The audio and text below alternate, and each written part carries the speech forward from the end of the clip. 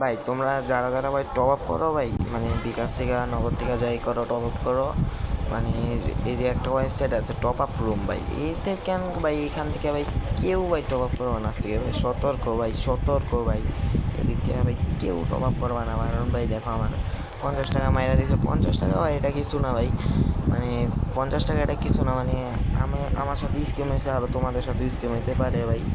আর তোমরা দেখো মিলাই নাও, দেখো নাম্বারটা মিলাই নাও, 018336210, তারপর 466, তারপরে এদিকেও দেখো নাম্বারটা মিলানো, 018336210 466, নাম্বার ঠিক আছে না?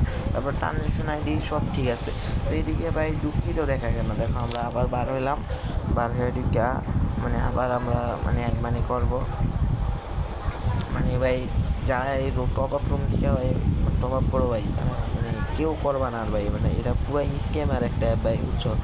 এই ভাই আমরা আবার ক্লিক করলাম, ট্রানজ্যাকশন আইডি বসাই দিলাম, তো ভেরিফাই করি, দেখো খালি দুঃখিত দেখা এখানে ভাই, ভাই মানে 50 টাকাই তো ভাই, 50 টাকা এটা কোনো ব্যাপার না, কিন্তু আমার সাথে স্কিম হয়েছে, তোমাদের সাথে স্কিম হইতে পারে। তাই কেউই মানে টপ আপ রুম আবার বলে দিলাম, টপ আপ রুম এখান থেকে ভাই কেউ ভাই কেউ টপ আপ করবে না ভাই। কয়দিন আগে ভাই এখান থেকে ভাই অনেক টপ আপ করছিলাম ভাই, মানে ওই সময় স্কিম হয় নাই, ওই সময় ম্যাপের মানে আপডেট দেয় নাই, ওই সময় মানে টপ আপ করছি, স্কিম হয় নাই। এখন ভাই মানে টপ আপ করলাম, এই 50 টাকা ঢুকাইছিলাম, একটাই ইউজলি লাইট মারলাম না, এখন দেখি 50 টাকা আমাদের বলে, আর দুঃখিত এই ট্রানজ্যাকশন আইডি খুঁজে পাওয়া যাচ্ছে না।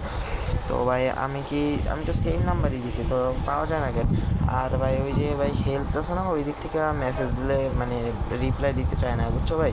তো এই যে টপ আপ রুম আছে না, এই টপ আপ রুম থেকে মানে কেউ টপ আপ করবা না ভাই, বুঝছো? কেউ টপ আপ করবা না ভাই, পুরো স্ক্যামার একটা অ্যাপ, কেউ টপ আপ করবা না ভাই।